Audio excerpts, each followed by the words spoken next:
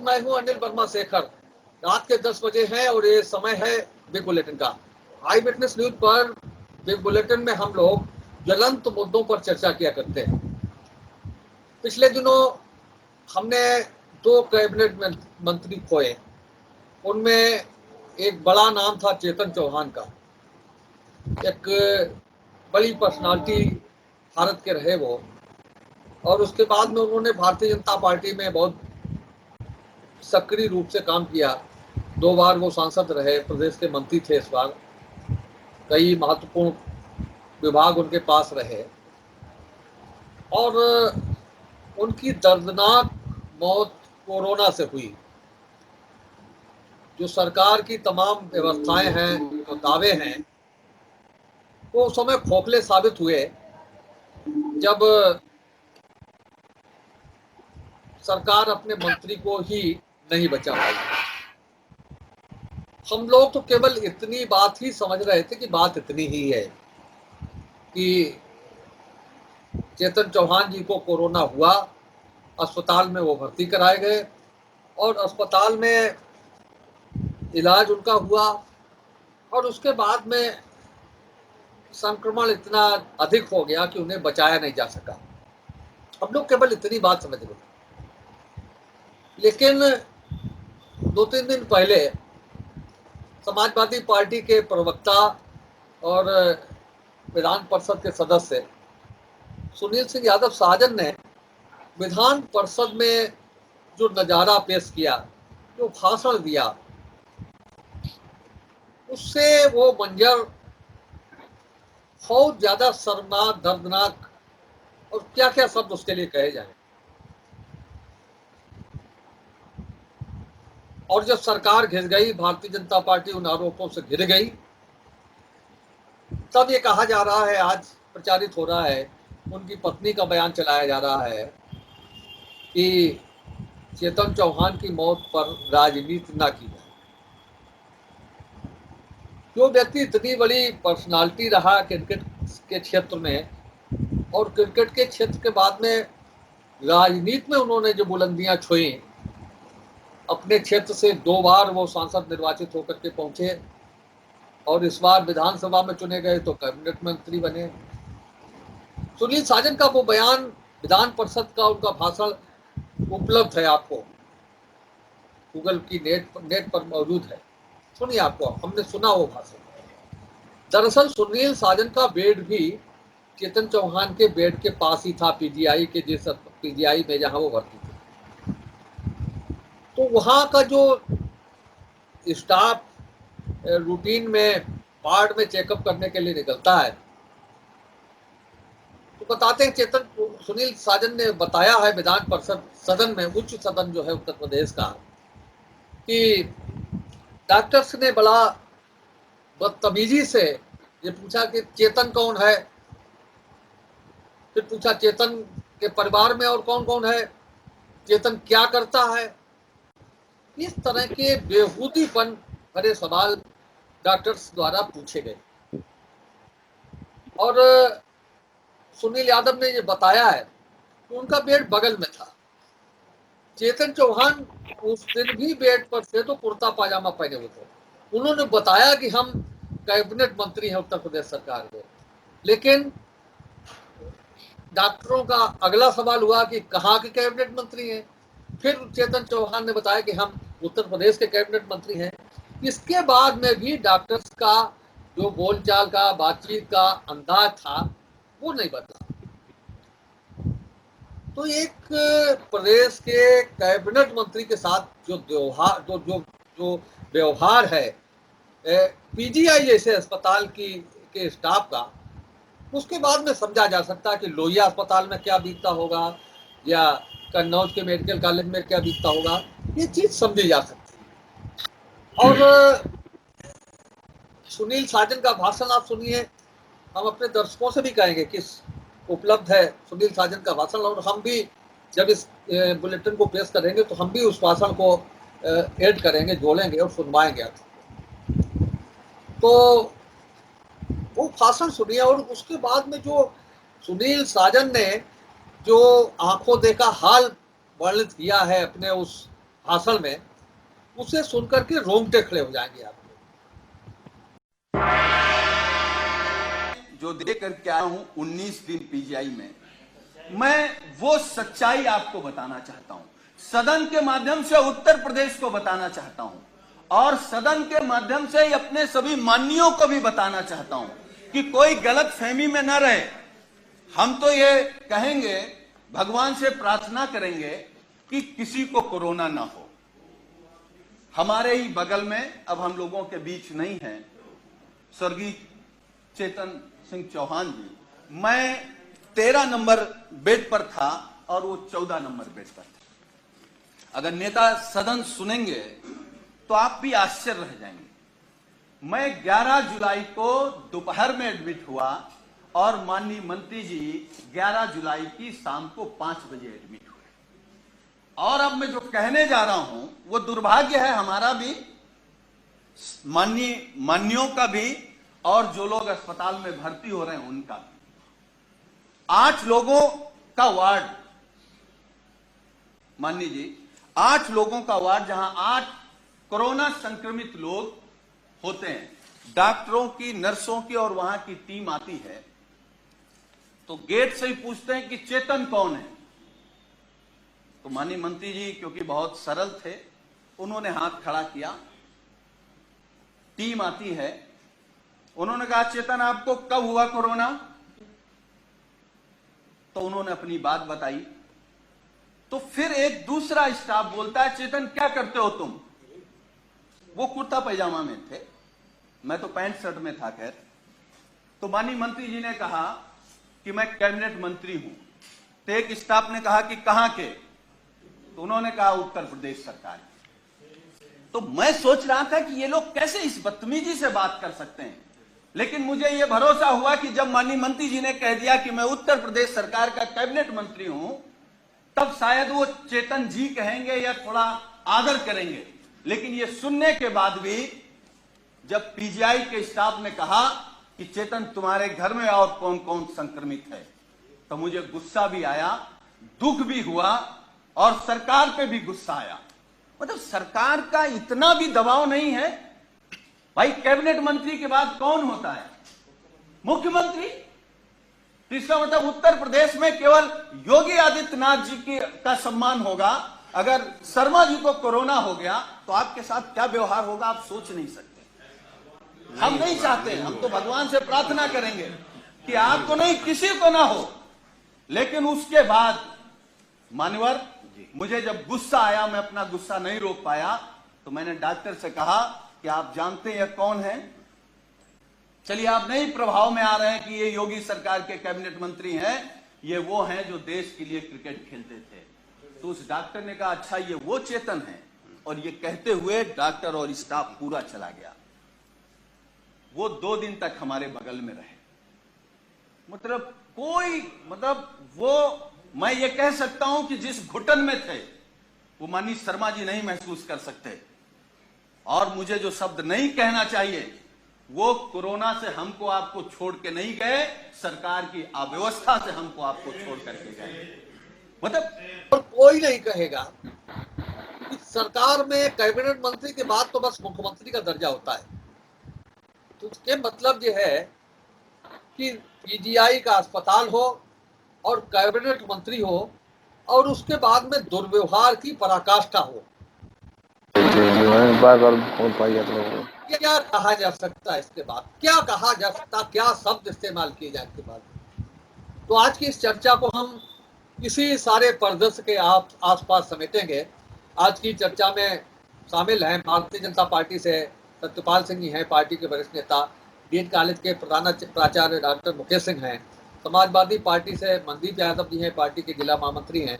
और कांग्रेस से श्री कृष्ण गौतम है, शुभम तिवारी है, वो कांग्रेस के अध्यक्ष।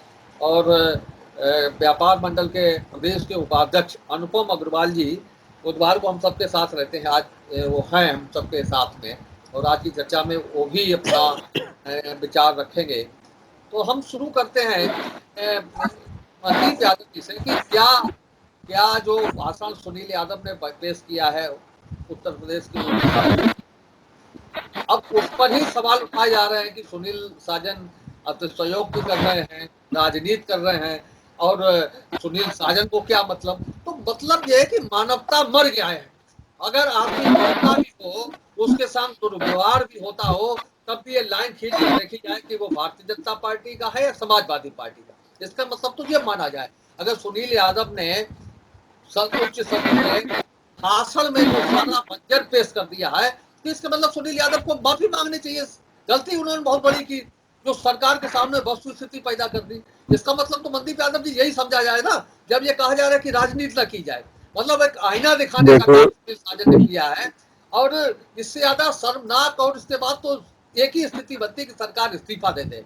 इसके बाद को जो सरकार अपने अपने मंत्री को नहीं बचा सकी, एक मंत्री के मरने के बाद की मौत के बाद में भी सरकार सजग नहीं हुई, और इतनी बड़ी पर्सनालिटी को कोरोना के कारण जो है हमें उनसे विदाई लेनी पड़ी, तो बहुत शर्मनाक स्थिति है।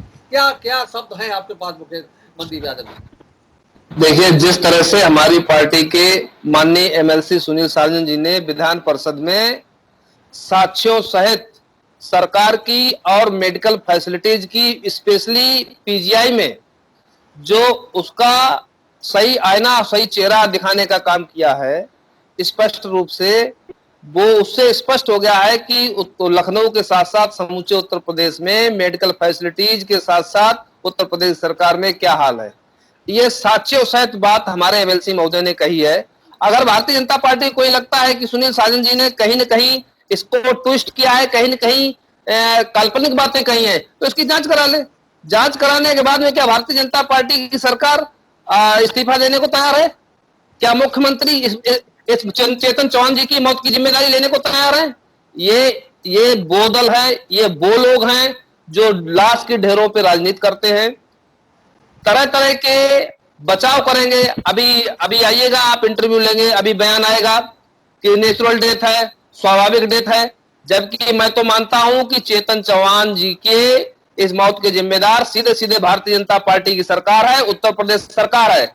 जिस तरह से पीजीआई में उनके साथ अमर्यादित, अमानवीय व्यवहार हुआ है, जिसके साक्ष्य मौजूद हैं, जिसके साक्ष्य हमारे एमएलसी ने पेश किए हैं, उस आधार पर भारतीय जनता पार्टी के नेतृत्व वाली उत्तर प्रदेश सरकार को तत्काल प्रभाव से इस्तीफा दे देना चाहिए। योगी आदित्यनाथ जी को चेतन चौहान जी की इस मौत का सीधा सीधा अपने को जिम्मेदार मानना चाहिए और जिम्मेदारी लेनी चाहिए। जी गौतम जी। सेकेंडली, इस सरकार का किसी विभाग में कोई दबाव नहीं है, टोटली फेल है। जिस विभाग में चले जाओ यही हालत है। और इन्होंने स्वास्थ्य को, शिक्षा को, अरे इन्होंने क्या किया है? स्वास्थ्य के लिए, अस्पताल के लिए कहीं एक ईंट नहीं रखी है, कोई व्यवस्था नहीं की है। इतनी बड़ी महामारी में कौन से इन्होंने अस्पताल, आप देखिए चाइना में उन्होंने कितने जल्दी 100 बेड का अस्पताल ली, थोड़े थोड़े दौर में जो है, मगर इनकी तरफ से कहीं कोई सुविधा नहीं है। कोरोना की सिर्फ बातें हैं, झूठा प्रचार है। और मैंने तो पीजीआई में वहां हजारों आदमी इतना बेकार बेचारा जो है मारा घूम रहा है, इधर पड़ा है उधर पड़ा है, रात में भी जो है 2-2 रात पड़े हो जाते हैं, नंबर नहीं लगता, पर्चा नहीं है। तो जब एक कैबिनेट मंत्री के साथ ऐसा व्यवहार हुआ है तो आम जनसाधारण के साथ क्या हो सकता है? और अगर इनसे सच्चाई करो तो भाजपा के लोग जो है कहते हैं तुम तो राष्ट्रद्रोही हो, तुम तो ये विरोधी हो, तुम तो वो विरोधी हो। यानी सच्चाई को भी मानेंगे नहीं, अपना भी झूठ पे झूठ बोले चले जाएंगे। ये सरकार टोटली फेल है। इसको फौरन इस्तीफा दे देना चाहिए अगर इनमें जरा भी नैतिकता की कोई बात हो। कुल मिलाकर स्थिति गौतम जी वही है। यही शिकायत फर्रुखाबाद के सांसद मुकेश राजपूत ने मुख्यमंत्री जी से की थी। उनका यही कहना था कि हम पूरा घटनाक्रम बताते, वो चीज सामने नहीं आई, खबर में भी सामने नहीं आई, एक बाइट में सारी बात सामने भी नहीं आ सकती। मुकेश राजपूत जी को यह सूचना मिली कि जो बरौन का अस्पताल है, हम चाहेंगे कि जो पार्टिसिपेंट्स हैं, जो पैनलिस्ट हैं, वो मुखातिब होकर के सुने। इस समय होमवर्क का टाइम नहीं है। तो जो L1 अस्पताल की स्थिति है बरौन की, वहाँ जो खाना दिया जा रहा है वो बहुत घटिया स्तर का, उन्हें शिकायत मिली थी। और हम लोगों के पास भी वो खाना आया था, वहाँ का वीडियो आया था वायरल, हम लोगों ने उस पर चर्चा भी की। और उसके बाद में सही स्थिति यही है कि जो इस समय जो L1 अस्पतालों में जो इलाज है, इलाज की व्यवस्था यही है कि अच्छा पौष्टिक खाना मिले तो उससे कोरोना का संक्रमण कम हो जाता है। तो ये स्थिति थी कि वहाँ जो भोजन दिया जा रहा है मरीजों को, वही बहुत घटिया स्तर का। ये मुकेश राजपूत जी ने मुख्यमंत्री जी से शिकायत की, और शिकायत उन्होंने तब की पहले, क्योंकि जो L1 अस्पताल है वो उसमें किसी को जाने की इजाजत नहीं है, अनुमति नहीं है किसी को। तो मुकेश राजपूत जी ने ये डीएम से कहा कि भाई हम निरीक्षण करना चाहते हैं किचन का, आप हमें निरीक्षण करा दीजिए। तो डीएम ने कहा कि भाई सीडीओ साहब इसके प्रभारी हैं, सीडीओ साहब प्रभारी कर देंगे। सीडीओ साहब का ही सारा कार्यस्थानी थी। उसके बाद में मुकेश राजपूत की तारीख और समय जो तय हुआ सांसद महोदय का, फरुखाबाद के माननीय सांसद महोदय का, वो विजिट करने के लिए अस्पताल पहुंचे, और सीडीओ साहब जो बहुत बड़े ईमानदार बनते हैं अपने को, वो मौके से गायब हो गए। उन्होंने सीडीओ ने अपनी जगह पर सीएमओ साहब को भेज दिया कि भाई आप इन्हें किचन दिखा दीजिए। सांसद जी ने किचन का बाकायदा निरीक्षण किया, और किचन का निरीक्षण करने के बाद में जो शिकायत थी वो सही पाई कि खाना बहुत अच्छे दर्जे का नहीं दिया जा रहा, ये शिकायत थी। और यही शिकायत उन्होंने मुख्यमंत्री जी से की कि जो पौष्टिक भोजन की बात कही जा रही है कि अच्छा भोजन दिया जाए और उससे कोरोना का संक्रमण दूर करने में आसानी रहती, ये बात उन्होंने अपनी शिकायत की। और शिकायत का हश्र ये हुआ कि वही जो सीडीओ की शिकायत थी उस पर सीडीओ साहब ने ही उस पर रिपोर्ट लगा दी और खुद क्लीन चिट लेकर के फाइन करके बैठ गए। हाल यही है इस समय जिला प्रशासन का कि रोज 2-4 फोटो पड़ जाते हैं जिनमें दिख रहा हो बैठ रहे हैं, आसपास कुछ कर रहे हैं, और उसके बाद में नौकरी पक्की, कोई कुछ नहीं कर रहा। अपने जिले में भी इस समय जो स्थिति खराब हो रही है, 50, 55, 52, 49 इतनी बड़ी संख्या में मरीज निकल रहे हैं, उसके बाद में भी कोई इसकी चिंता करने को तैयार नहीं है। पहले भी चर्चा हो चुकी, लेकिन जो जिसके पास कुछ कहने को ना हो, जो कुछ सुनने को तैयार ना हो, उसके लिए क्या कहा जाए। आज भी चुनाव था, आज भी भीड़ जुटी थी। तो ये सब चीजें हैं, उनमें कोरोना भी बढ़ना है, स्थिति और खराब होनी है, मृतकों की संख्या बढ़नी है, अभी 20 हुई है, अभी और संख्या बढ़ेगी, तो संख्या कम नहीं होनी। शुभम जी बिल्कुल सही स्थिति है। शुभम जी से पहले चाहेंगे अनुपम जी कुछ बोले, उसके बाद में शुभम जी को नंबर दें। अनुपम जी, जो मंजर हम पेश कर रहे हैं, जो बातें हमने बताई है सुनील साजन के बयान की, वो लगती नहीं कि बहुत दर्दनाक है? सर्वप्रथम मैं उत्तर प्रदेश सरकार के कैबिनेट मंत्री श्री चेतन चौहान जी का जो कोरोना के कारण निधन हुआ है और उनके साथ जो पीजीआई में दुर्व्यवहार हुआ है, उसकी मैं कड़े शब्दों में निंदा करता हूं। मैं आपके चैनल के माध्यम से एक बात कहना चाहता हूं उन सभी डॉक्टर्स को, सभी अधिकारियों को, कि मानवता की सेवा ही जीवन का सर्वोत्तम कार्य है। इसी बात को ध्यान में रखकर मैं उत्तर प्रदेश की जनता और उत्तर प्रदेश के जो कोरोना रोगी मरीज हैं उनकी सेवा करें निस्वार्थ भाव से, तभी ये देश तरक्की कर सकेगा। मैं तो वर्तमान समय में उत्तर प्रदेश सरकार से मैं देख रहा हूं कि जो उनके अधिकारीगण ही सरकार से, उसका कारण केवल एक ही है, जहां तक मेरी समझ में आया है कि योगी जी ने सारे अधिकार अपने पास रख रखे हैं। उनको अपने सांसद, अपने विधायकों पर विश्वास नहीं है, इसीलिए उन्होंने अधिकारियों से कह रखा है कि हमारे सांसदों की मत सुनो, हमारे विधायकों की नहीं सुनो। उसी का परिणाम है कि अधिकारी आंख खुलकर भ्रष्टाचार में डूबे हुए हैं। ना तो वह सरकार की बात सुन रहे हैं और ना जनता की बात सुन रहे हैं। ईमानदारी बात तो यही है। और मैं आपके चैनल के माध्यम से बात उत्तर प्रदेश सरकार को और आगाह करता हूं कि वह अपनी स्थिति काम करने की सुधार ले, वरना उत्तर प्रदेश की जनता शीघ्र उनकी नैया डुबो देगी। वो इस घमंड में ना रहे। उत्तर प्रदेश की जनता अगर उनको गद्दी पर बैठाना जानती है तो गद्दी से उतारना भी जानती है। इसलिए उत्तर प्रदेश सरकार मानवता की सेवा ही जीवन का सर्वोत्तम कार्य, इसको बात को ध्यान में रखे। उत्तर प्रदेश के जो भी कोरोना रोगी मरीज हैं उनकी निस्वार्थ भाव से सेवा करे और प्रदेश की जनता की सेवा करे। भ्रष्टाचार मुक्त सरकार दे। इस समय भ्रष्टाचार चरम सीमा पर, मैं आपके चैनल से बार बार कहता हूँ, वो आज भी कह रहा हूँ और दर्जे की चोट पर कह रहा हूँ, उत्तर प्रदेश सरकार भ्रष्टाचार को बढ़ावा दे रही है, भ्रष्टाचार को घटा नहीं रही है। इसलिए मैं एक बात और कहना चाहता हूं कि कोरोना के मरीज इसीलिए, क्योंकि अस्पतालों में अच्छी व्यवस्था नहीं, इसीलिए होम क्वारंटाइन पसंद कर हुए हैं। ज्यादातर कोरोना के मरीज अपने घरों पर ही रह के अपने को स्वास्थ्य लाभ ले रहे हैं। ऐसा क्यों है? जब हमारे इतने बड़े बड़े अस्पताल से इतने बड़े बड़े डॉक्टर्स अपॉइंटमेंट हैं, तो अब प्रदेश की जनता को उस पर विश्वास नहीं रहा। उसका कारण केवल सरकार है। इसलिए सरकार को ध्यान देना चाहिए। समय रहते अगर सरकार न चेती तो मैं निश्चित ही बताता हूँ कि शीघ्र सरकार की लुटिया डूब जाएगी। जय हिंद, जय भारत। देखिए शेखर जी, सबसे पहले तो मैं ये बोलना चाहूंगा कि मेरे इस छोटे से राजनीतिक करियर में मैंने कभी अब तक इतनी डिबेटों में भाग लिया है। मैंने ये नहीं सोचा था कि आज एक ऐसे विषय पर चर्चा होगी जिसमें वर्तमान में कैबिनेट मंत्री की जो दुर्दशा हुई है, जो अपमान हुआ है, उस पर मुझको बात रखनी पड़ेगी। और मैं कहीं ना कहीं एक राजनीतिक सोच से परे हटकर आज एक बात बोलूंगा। आदरणीय सतपाल भाई साहब भी यहाँ बैठे हुए हैं, मुकेश सिंह जी भी बैठे हुए हैं, हमारे आदरणीय हैं। मैं आज उनसे एक बात बोलूंगा बहुत सीधे तौर पर। मैं उम्र में उनसे भले ही छोटा हूं, लेकिन साहब एक सवाल आज खड़ा होता है, सब झूठे सिर्फ भाजपा सच्ची, सब झूठे सिर्फ भाजपा सच्ची। ये साहब अब बात नीचे उतरती नहीं है कि जो आज सवाल हम लोग के सामने उठ रहा है। एक दिवंगत आत्मा को मैं श्रद्धांजलि देता हूं, आदरणीय चेतन चौहान जी की बात उठ रही है।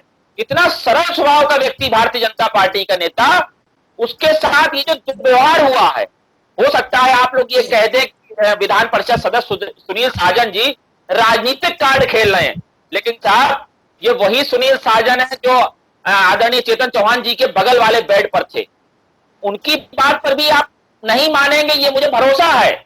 लेकिन और ये भी आपको बताता हूं कि कांग्रेस विपक्षी दल है, हमेशा भाजपा की बात को काटती है, लेकिन नहीं साहब, जहां पर एक किसी सम्मानित के साथ अपमानजनक स्थिति हुई है, आज वो सम्मानित व्यक्ति भले ही भारतीय जनता पार्टी का क्यों ना हो, लेकिन हमारे देश का, हमारे प्रदेश का एक जानी मानी हस्ती थे, हम सबके लिए आदरणीय थे। और कांग्रेस पार्टी का होने के नाते मैं उन्हें श्रद्धांजलि भी देता हूं, उनका सम्मान भी करता हूं। और भारतीय जनता पार्टी से सवाल भी पूछता हूं कि साहब क्या इतनी भी नैतिकता नहीं बची, इतनी भी इंसानियत नहीं बची कि सुनील साजन के बयान जांच कराइए, और अगर कोई डॉक्टर या कोई स्टाफ ने इस तरीके का कोई अनर्गल बर्ताव किया है तो उसके खिलाफ कार्रवाई करिए। इसी के साथ एक सवाल होता है साहब कि जब एक कैबिनेट मंत्री को लखनऊ जैसे राजधानी के अस्पताल में ये तकलीफें उठानी पड़ी, तो किस दम पर आप और आदरणीय मुख्यमंत्री पीठ ठोकते घूम रहे हैं अपनी कि कोरोना पर आपने विजय हासिल कर ली। इसका मतलब उन मरीजों का तो बहुत बुरा हाल हुआ होगा जो फरक्काबाद के बरौन में भर्ती हुए थे साहब। उन मरीजों का तो बहुत बुरा हाल हुआ होगा जो छिबरा में हुआ, कन्नौज, तिरवा के अस्पतालों में भर्ती हुए होंगे साहब।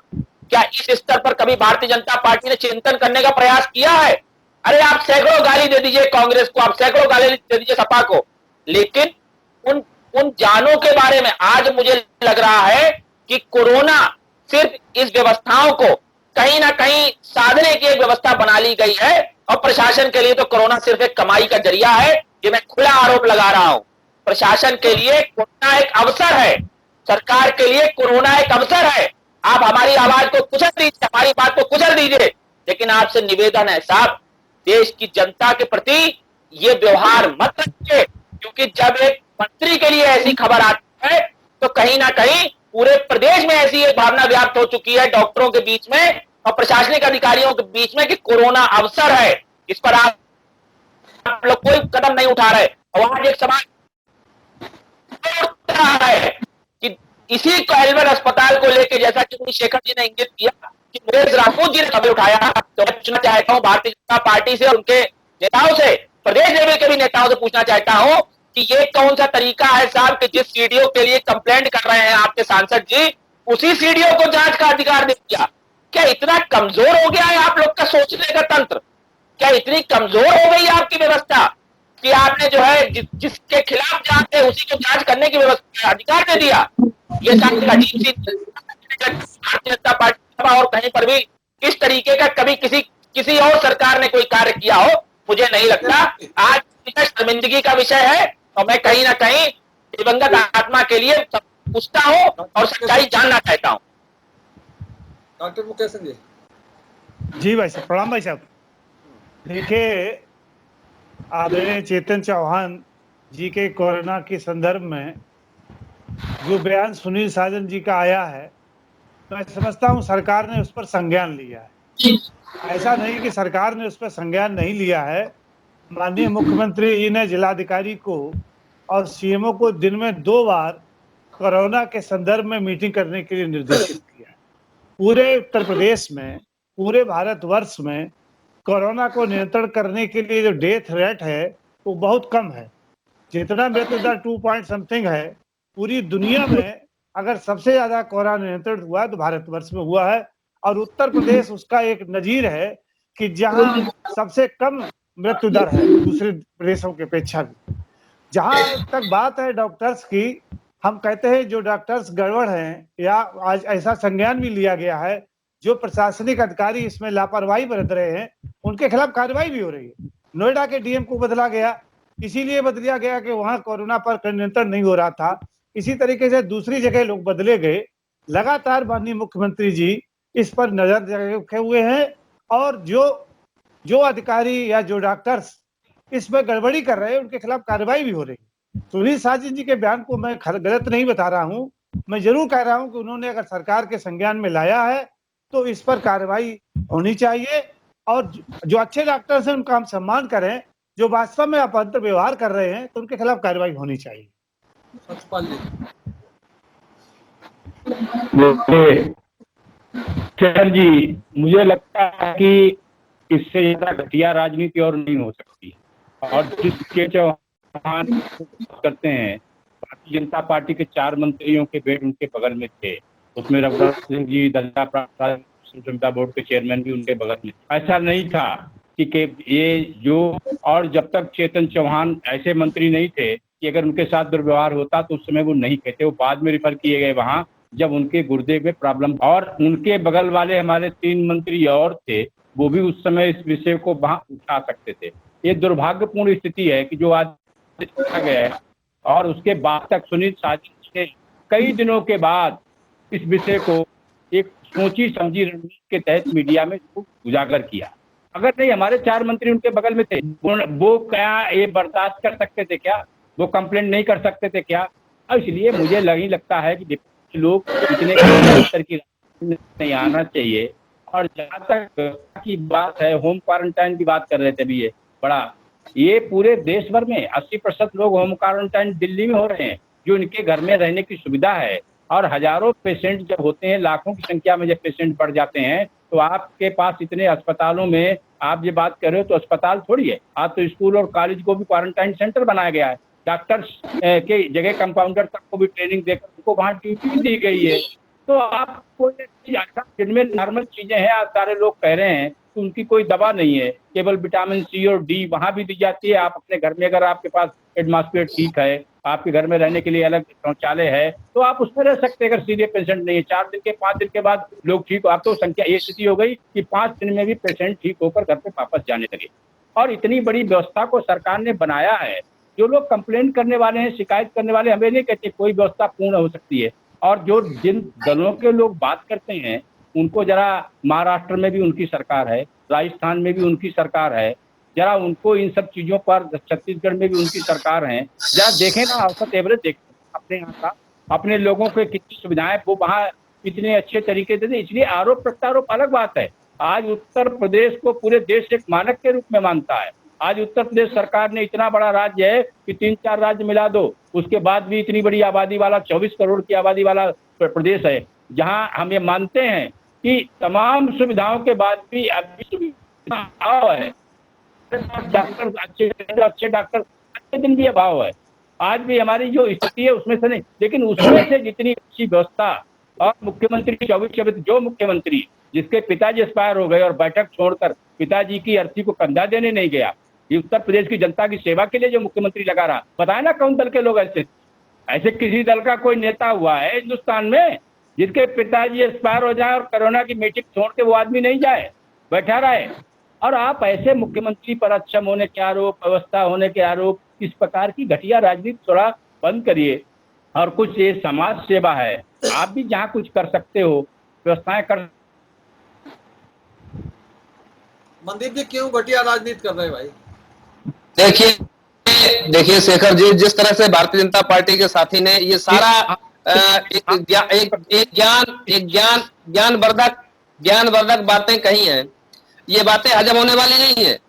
अगर भारतीय जनता पार्टी को उत्तर प्रदेश की सरकार को ये लगता है कि एमएलसी सुनील साजन ने कहीं, मैंने तो पहले कह दिया, मैंने तो अपने पहले बयान में कह दिया, सुन लीजिए जी, मैंने तो अपने पहले बयान में कह दिया कि सुनील साजन जी ने जो साक्ष्यों सहित अपनी बात माननीय सदन में रखी है, अगर वो जांच करा ली जाए और जांच में वो बात असत्य पाई जाए तो कार्रवाई हो। अदरवाइज जो पूरा स्टाफ है और जिन मंत्रियों की बात करते हैं भारतीय जनता पार्टी के साथी की वो लोग वहां एडमिट थे, ये सारा रिकॉर्ड है पीजीआई में, उस रिकॉर्ड के अकॉर्डिंग कार्रवाई कराई जाए।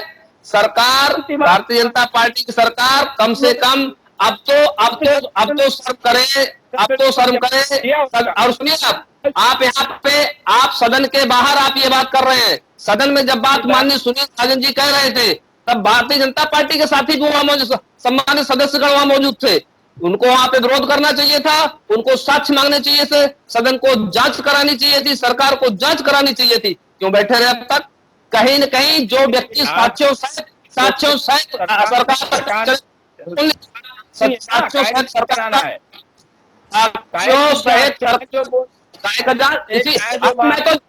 मैं जांच की बात सुनील साजन के बयान की, मैं जांच की बात कर रहा हूँ सुनील साजन जी के बयानों की, उसकी जांच आप करवा लीजिए। अगर कहीं आपको लग रहा है कि कुछ बयानों में जांच गलत है, सरकार की नहीं, सुन लीजिए, सरकार के उत्तर प्रदेश सरकार के नाक के नीचे रहने वाले अधिकारी कैबिनेट मंत्री को नहीं पहचानते हैं। इससे ज्यादा शर्मनाक बात क्या हो सकती है? आप जांच करा लीजिए। मेरी पार्टी का मेरा तो स्पष्ट मानना है कि सुनील साजन जी ने जो सरकार पे आरोप लगाया, कटघरे में खड़ा किया, उसकी जांच करा ले, अन्यथा की स्थिति में सरकार क्या करेगी? जी बताइए। जी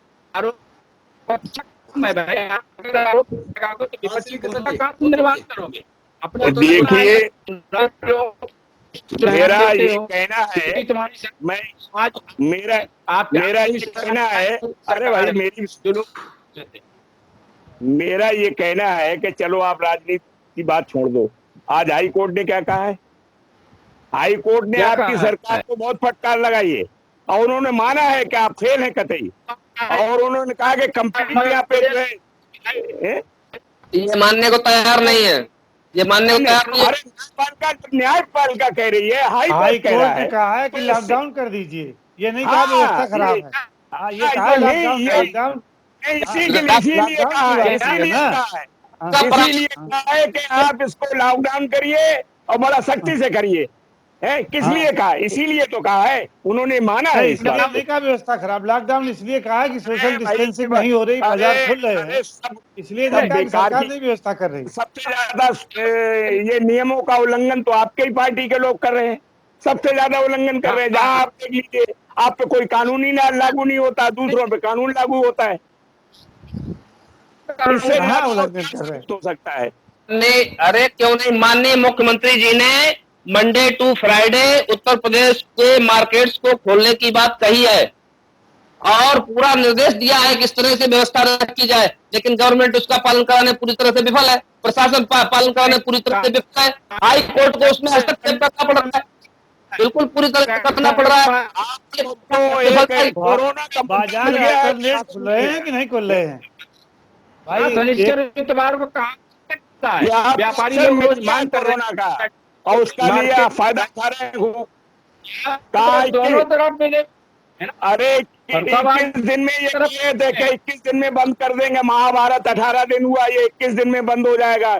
थाली बजाओ, ताली बजाओ, ये अरे बताइए, ये सोच है आपकी क्या ताली थाली और ये दुनिया में कोरोना है, इससे ताली थाली से चला जाएगा? लाइट दिखाओ, ये क्या सोच है आपकी? आपकी सोच भी शौचालय, आपकी सोच से शौचालय बन गई है। आपने कोई अस्पताल नहीं बनवाया, कोई भी स्कूल नहीं बनवाया, कोई भी व्यवस्था नहीं करवाई, सिर्फ शौचालय।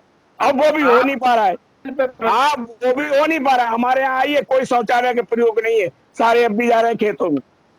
वजह क्या के 12,000 मिलता, 6,500 दिया जाता है, तो 6,500 स्वयं खा जाते हैं। बहुत को तो ये, अरे भाई कुछ तो शर्म करो, कुछ तो शर्म करो भाई। अरे ये कुछ तो आप मानो, आप हाई कोर्ट की भी नहीं मानोगे और किस किस की नहीं मानोगे? स्टेट में रह गए, डेढ़ में आप कहाँ रह गए भाई, बताओ। पूरे देश में चला रह गए आप। सुमन तिवारी, हाँ आचरण देखिए ना, करिए। अब मैं छोटी बात कहूंगा, दूसरे को करके अपना सुधार करिए ना। एक मिनट, तुम्हारे पास तो कोई जगह भी नहीं है। ये बिल्डिंगें किसकी बनवाई हुई है? ये बरौन वाला अस्पताल आपने बनवा दिया था क्या? कौन सा अस्पताल बनवाया? एक आप बता दीजिए, एक बता दीजिए आप।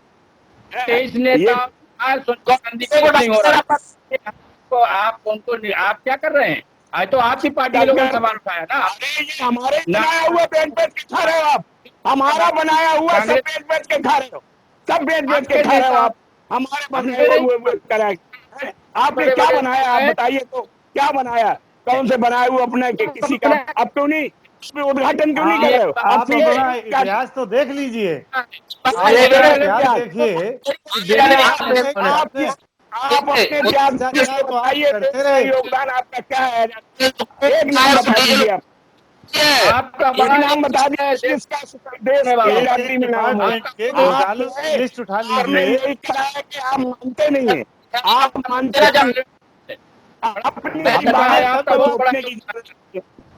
आपका योगदान ये है ना, मंत्री घोटाले में फंसे, 500 रुपया की सीट, 50,000 रुपए की। हमारे ऊपर जब ये घोटाले देखना कितने हो, आपने तो जो है तो केयर फंड बना रखा है, उसको इतना बड़ा घोटाला है। केयर फंड का इतना बड़ा घोटाला क्यों नहीं दे रहे हो? जब तुम सच्चे हो तो उसका हिसाब क्यों नहीं जनता को दे रहे हो? केयर फंड का अगर आप समझते हैं तो फंड का हिसाब नहीं दे रहे हो।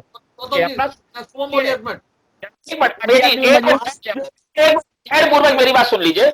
देखिए, आज के अपने जिस विषय पे हम चर्चा कर रहे हैं, आज के जिस विषय पे हम चर्चा मान्यवर, एक मिनट सत्तर भाई, एक मिनट, आज के जिस विषय पे हम चर्चा कर रहे हैं ये बहुत महत्वपूर्ण विषय है। और जैसा कि अभी सतपाल भाई साहब, सतपाल जी ने एक बात कही है, जरा ये मुझे जो